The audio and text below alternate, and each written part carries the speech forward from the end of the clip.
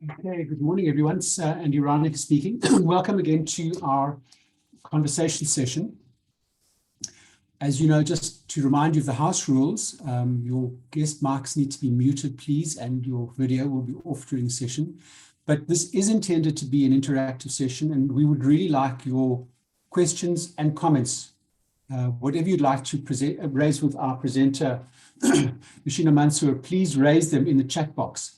I will moderate the session and I will bring Nosheena's attention to whatever your issues are when it seems a convenient time in her presentation. So please do raise those questions whenever you get to them. It's on 9:31 and we only have half an hour. So Nosheena, would you like to take over? Thank you, Andy. I am going to share screen. Okay, good morning, everybody. Thank you for joining us today. I'm going to do a little introduction on myself or about myself. I don't think I would be familiar to most of you. So I'm Nosheena Mansoor. I currently work in the professional body sector. I did originally come from the skills development side. So I started off as a private FET lecturer, and then I moved into material development, accreditation and quality assurance. And then just almost 9 years ago, I moved into the professional body sector, still in the education space. I hold a postgraduate diploma in management, a master's in education. I will soon, hopefully, have my ASDSA designation if I can get my portfolio together. And yeah, I'm also writing my board exams for my corporate governance, writing my corporate governance board exam soon.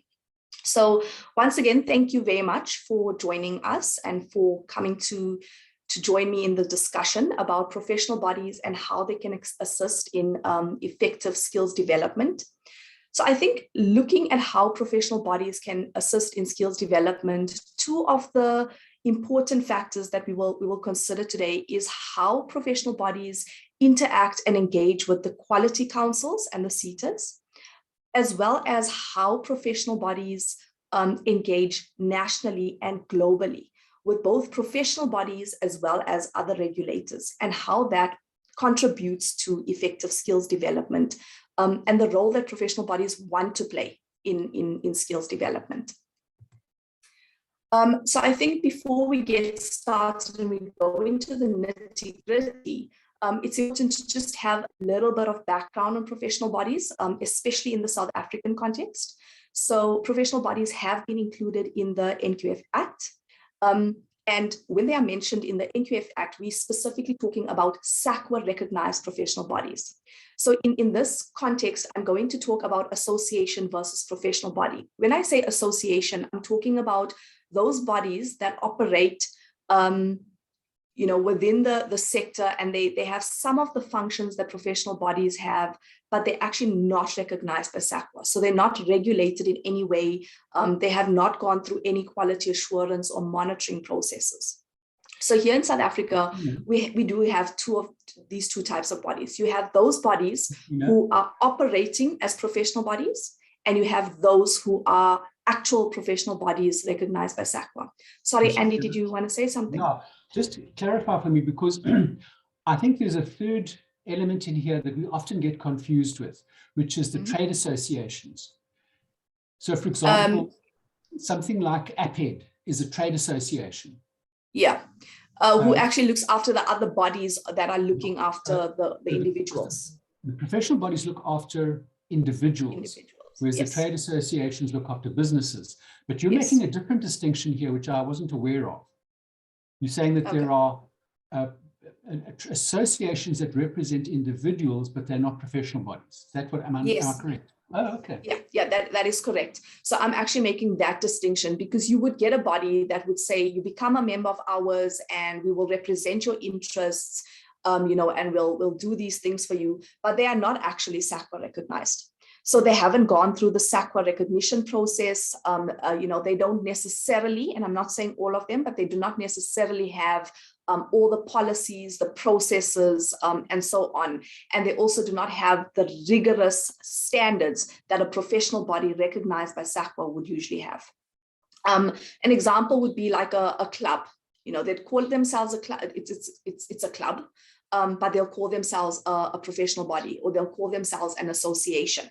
And where professional bodies do represent their members and the interests of their members, one of the central tenets of a professional body is also to represent the interest of the public. And that's where the big differentiator comes in between association and professional body. Does that clarify for you, Andy? Yes, it does. Thank you very much. Okay, thank you. And then in terms of what does SAQA recognition mean? SAQA recognition for a professional body means that this professional body has had to apply to SAQA. They've had to ensure that they have specific policies and processes in place. And I won't go through all of them, but the main ones are related to continuous professional development, disciplinary processes for members, your membership policies, ensuring that there's transformation, and then also recognition of prior learning. Those are some of the main things that SAQA looks at, as well as all the governance processes in relation to a professional body. And then we also monitored against those criteria on a 2.5-year basis, and then we get re-recognition after 5 years. So our recognition, professional bodies recognition, lasts for 5 years, but you actually have like a midterm review. And then as a SAQA recognized professional body, and as a SAQA recognized professional body that has been included in the NQF Act, professional bodies should view themselves, and people should, or the public should view professional bodies as NQF partners. And what this means is that we actually play a role amongst all the other role players within the NQF. We should partner and collaborate with all the other bodies within that space. So we talk about your quality councils, your CETAs, your skills development providers, your universities, and all the players in that space. But it also means that we need to understand the NQF and that we need to advance the objectives of the NQF. And yes, Andy? Will you talk a bit more about that as you go through? Because one of the things that I think we often feel as a professional body is that we are almost like a Cinderella in the room, in that we're not particularly welcomed by the other NQF partners. They don't particularly value our contribution. They don't seek it out. When we seek to make alliances with them, for example, we've worked really hard to try and get partnership arrangements with the CETAs. They really don't give us time of day. Will you be able to talk a bit more about those relationships as you go through? Yeah, I am going to cover it in one of my other slides. Do you mind waiting till then? And then if I don't cover it, we can discuss it further. That's good. Okay, perfect. And then related to being an NQF partner and the SAQA recognition, I think it's important to note that there are, even though professional bodies do many different things, some of the core functions within the professional body space are your technical department or your technical function, and that is where there's actual technical advice related to that profession. The other one is education and training. There is always, I don't think I know of one professional body where there is no function related to education and training, because that is one of the central tenets of professionalization, of being a professional body, of developing your members. And that's what we're going to focus on. And the third core function is advocacy. Andy, I think that will talk a little bit to what you're talking about in terms of building relationships with the CETAs and other stakeholders within the professional, within the education space, and if I can skills development space. I know Sharon is here. Now, I think in terms of the way we structure ourselves, it might be useful to align our internal structures more strictly around those three legs that you've spoken about. I think we do, but you've described them very clearly, and I think that's useful. You know, it's advocacy, it's technical, and it's education and training. Yeah, look, with my experience with ASDSA so far, you definitely do. And you're covering those three functions. I think just how much of focus you want to place on them versus all the others. I think that's a decision that would need to be discussed, and a decision would need to be made around that. No, cool, thanks. So thanks, Andy. So with professional bodies, one of the main reasons that professional bodies exist, and their main objective is to professionalize. They want to professionalize the sector, they want to professionalize that occupation, and they want to professionalize the members within that profession. So the model, and I'll summarize the model shortly, but the model would usually include competence, covering areas of competence, covering areas of ethical practice, standards of practice, and accountability. I'm not going to go into the detail about ethical practice and accountability, although I will mention them a little bit in the presentation. But our focus today is on the elements of building competence and standards of practice. Now, the elements of competence is related to things like what qualifications or qualification underpins the professional designation. Every professional body must have a qualification that they say underpins their professional designation. That is a requirement from SAQA. And what that means is when you are developing your competency framework for the designations, you actually need to look at what qualifications exist out there that a person could possibly have, or that they could be assessed against, or in which you can align your competencies to. I think the important thing for me to mention here is in the professional body space, and it is not always practiced this way, is that an individual, a member, does not have to hold that specific qualification in order to get the designation, because professional bodies do not assess qualifications unless they're an assessment quality partner, which I'll get to shortly. But a designation is standalone. A designation does not have an NQF link to it. It just has an underpinning qualification. And that underpinning qualification is mostly used just to ensure that the person has the same competencies that they would usually have in the qualification, and a professional body can add more onto the designation competencies. So that's the qualification aspect. But competence is also linked to things like your skills programs, short courses, and in the professional body space, that would link very strongly to continuous professional development and lifelong learning. Professional bodies are required by SAQA to request, or not request, to actually have it in their policies that all members, all designation holders will do a certain amount of continuous professional development throughout a specific cycle. So it can be in a 6-month period, a 1-year period, 2-year, 3 period, it doesn't matter, as long as you have a CPD element. And I do think skills development providers can play quite a big role in that as well, and I'll get to that. So that's the areas of your competence. All of that usually culminates, or the professional body uses all of that to determine how they set their board exams or their assessments. And that board exam or assessment is what determines if a person will get the professional designation. The next element is your standards of practice. Your standards of practice is looking at how should the job be done. It's becoming more common for professional bodies to actually have standards. They call them standards, or they call them best practice, workplace best practice. And here, more and more, I'm seeing that learnerships are starting to play a big role. The logbook is playing a massive role, and workplace experience. So sometimes if there's no learnership, the workplace experience is not usually factored in, and a skills development provider or the professional body or the employer needs to factor that in. But that's where the standard of practice, or where the skills development aspect is starting to play a big role, because professional bodies want to get involved, they want to give input, they want to get input in terms of what should that standard of practice be, what are employers looking for, what do they want in that job.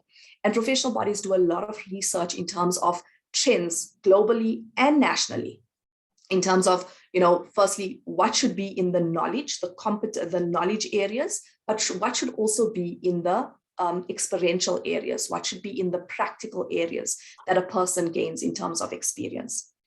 Nosheena, the entire Yes, Andy. So what I'm taking away from what you're saying is, in our I think one of the biggest difficulties that the STFs face is that we are often seen as order takers by management, where we go to the manager and say, well, what training do you want? And they say A, B, and C, and we then go and source it for them. Whereas the best practice model says it should actually be more of a conversation, a consulting conversation, where the STF understands what the business strategy is and tries to support the teams in the organization to develop learning exercise interventions that work towards the business strategy. And the business strategy could also include the BE strategy as well. Yeah. And that's I think, in terms of something that would add value to our members, we should be having conversations around that to have a best practice model that says, well, this is the role that we should be playing with line managers. Is that match with what you're saying? Yes, it does. So that would be an example of how we would, how we'd explain standards of practice. So yes, absolutely. And what you said about the role STFs should play is ideally what it should be. But I also have to tell you, Annie, that it's not just STFs that have these challenges where you just order takers. It's in many professions. So I have worked quite closely with in the finance sector and the governance sector, and they have similar challenges as well, where they are supposed to fulfill a certain function, but people don't actually understand that function or don't understand the mandate. So they end up doing something different or just take the order and do what they're told. And that's just how it is. But it's time that professional bodies, that skills development providers get involved and start educating people that, actually, this is what this profession is about. This is what we can do. And you need to show that there's value in those elements, in what you can actually do. And that's where the buy-in comes in. That's where the advocacy comes in as well. See, there's a comment from Angela Schultz. She says, absolutely, Andy, the skills development practitioner needs a seat at the strategy table for sure. Cool, thanks, Angela. Nosheena, back to you.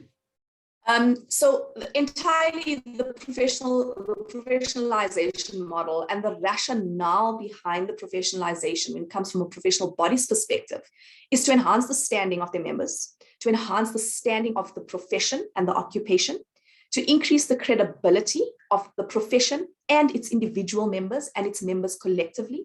And all of this is to build trust and confidence in the profession and the professionals in society in general. So we need society, whether it's your regulators, your other professional bodies, your members, the society in general, to trust and have confidence in professionals and the work that they do, and that they're going to do this work ethically, and they're going to be held accountable by somebody if they breach a code of ethics. And we do all of this in terms of public interest. And then there's also an element of workforce supply. So the element of workforce supply is on the extreme side, and usually within very high volume sectors where there's a lot of government intervention. So your workforce supply would actually be limited, where they'd say, we actually have too many of these people, and we don't want any more, or we need more of these people, and we need more of these qualified people, and this is the interventions that we need to put in place. But workforce supply, in the most common sense with professional bodies, relates to that interaction with employers and with industry in terms of making sure that the employee, who is a member of a professional body, holds the level of competence and experience required by the employers. And then, Annie, I think I'm going to pause there, if there's any questions, or if you want to mention anything. No, I've got nothing to check in. Just to let you know that we're at 10 to 10, so you've only got 10 minutes left. Okay, thank you. Maybe I should keep 5, eh? No, it's fine. Okay, so this model here, and I'm not going to go into detail because we've already gone through it in the previous slide. The professional body model would include professional membership, a code of ethics and conduct, qualification requirements, professional training and certification, which is usually your designation and your board exams, and then continuous professional development. And that cycle repeats itself continuously. Professional bodies, the things that are considered when they're setting a professionalization strategy is the standard setting, which we spoke about now in terms of the professionalization model and all those elements that need to be included. But one of the other important factors that are considered is obtaining buy-in and influencing stakeholders and role players. And here, professional bodies do a lot of research in terms of perceptions of all stakeholders. So what do stakeholders currently think of the profession? What do they think of the individual practitioners? And then what are the expectations? Do they have an expectation? Do they actually have expectations? Do they expect that the profession should be doing something, that professionals should have a certain level of competence? Should they have gone through a specific qualification? Do they need more experience, and so on? And all of that is considered and built into the professionalization strategy, but it's also built into a stakeholder and advocacy strategy. And that brings us to this. And this basically is a summary of the role of professional bodies in skills development. So in terms of the where, professional bodies would, we'll start with the when. It's all about demand planning. So professional bodies look at the profession and they look at that workforce supply. What is needed and how is it needed and who needs it? So we would go into employers, we would look at, we would have discussions in terms of what work do you require these people to do? It's like a benchmarking exercise and it's research. And then also, yes? That sounds so similar to what the SETAs are doing with their sector skills plan. And you're saying that it's actually a professional body responsibility as well, or instead of, or what are you saying? No, I'm not saying instead of, so that it's the mandate of the SETAs, it's written into legislation, so the SETAs do that. A professional body is actually not mandated to do this. They are not required to do this, but many professional bodies do this because it influences their professionalization model. It influences the decisions they make and it influences their members. And that is why they do it. But that also speaks to the how, Andy, that's on the screen. So the when is, it determines when we actually implement certain things.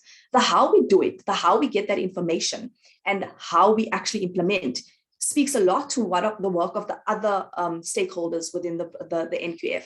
So how we get the information, like I said, we speak to industry, we engage quite a bit with industry, but we also look at the sector skills plans of the SETAs. I mean, I've worked in the financial professional body space, the facet space. But when I look at sector skills plans, I don't only look at the facet one. I look at every sector skills plan from every SETA every year. And I read those a few times a year.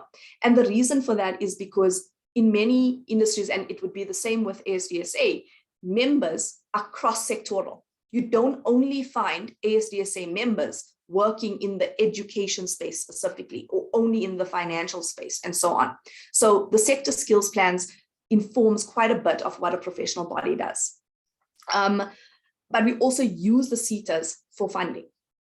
So not all professional bodies would get the funding from SETAs, and not all SETAs fund professional bodies.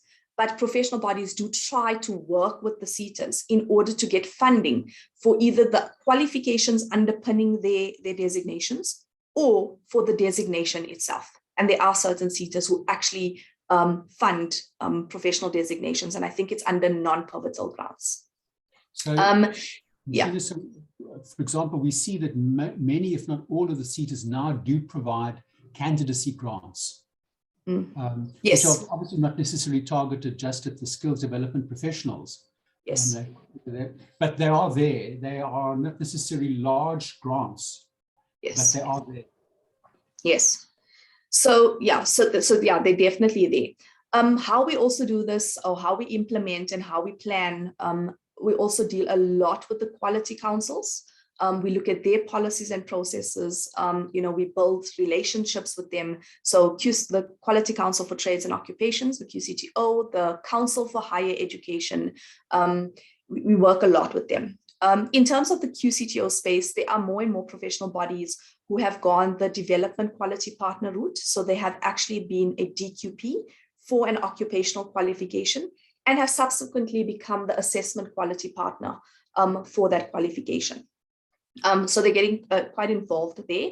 And then also the Council for Higher Education, I don't think many people are aware of this, but written into the policy and criteria for qualification development in the higher education space is that after university develops their qualification, they must get professional body input and approval that the qualification meets the needs of industry. And that is something that SAQA would look at when they're registering a qualification. So I've covered the what quite a bit as well when I've covered the how in terms of the SSPs, in terms of industry needs, but we also under the what look quite substantially at local and global trends, just to ensure that members are up to date with what's required here, but also internationally. The who, very similar to the how. So basically the who is all the CETAs, all the quality councils, industry, the universities, skills development providers, because professional bodies are working quite closely with skills development providers in the more recent times. And why we do this is because all of it informs our professionalization model. Professional bodies want to get involved in skills development. Professional bodies want to contribute. They want to play a role because ultimately getting involved, playing a role ensures that they have a voice in that space and that they are able to inform the professionalization model they use for their members effectively. And that they have all the information possible. Because ultimately the objective of a professional body is to ensure that your members remain relevant and that they have what it takes to meet the expectations of all stakeholders. I think it's important here for me to note though, that the size and the resources of the professional body play a big role in how active they are in the where, when, how, what, who, why. A professional body with huge resources, with lots of staff, it's a lot easier for that professional body to move around and ensure that they have all stakeholders on speed dial, that everybody knows them, they host functions, they invite all the stakeholders, they have events and they give free tickets, and that's how they build those relationships. With your professional bodies that are smaller and less resourced, it is a lot more difficult. And it does take that knocking on the door, doing the phone calls, and almost you come across as a nag. And I've been there. With the QCTO, I'll be honest, at some point they were not doing what I kept asking for stuff and they didn't know who I was. And, the professional body I was working with was new to QCTO. And eventually one day I just drove to QCTO and I sat in their reception and I said, I'm not leaving here until somebody comes to talk to me. And eventually I got them to talk to me. But so I think it's important to always keep that at the back of your mind when you're considering the professional body. You always need to think about their resources and what they're capable of at that time. Many professional bodies operate on volunteer services. So yes, they have permanent staff, but they do operate on volunteer services. And those volunteers contribute heavily to whether a professional body is able to achieve its objectives or not. Nosheena, and yes, that's very music to our ears, I think. But we're just coming up to 10 o'clock now. Are you able to wrap quickly? Yes, I am. So I think, firstly, I just want to say that, professional bodies in South Africa, we are some of the best, in terms of our standards, we're some of the best in the world. Professional bodies all over the world are experiencing similar challenges to professional bodies, and the skills development sector are experiencing the same challenges. Mentioned to Andy that I was in a call with UK associations just the other day, and everything that we're experiencing here in terms of skills development, stakeholder input, they're experiencing the exact same problems. So that's the first thing. The second thing is professional bodies do want to work with skills development providers. And there's a professional body in every sector. Skills development providers can build those relationships with the professional bodies. And I promise you, if the professional body is doing the where, when, how, what, who, why, you can get involved in that and you can contribute. And the professional body will also by giving you the information, the professional body will help you as a skills development provider. And then the last thing is that in terms of global trends and national trends, professional bodies work with each other. They work with regulators, they work with the quality councils, all nationally. But professional bodies do build relationships globally as well. And those global relationships is what actually starts lifting the profession and the individual members.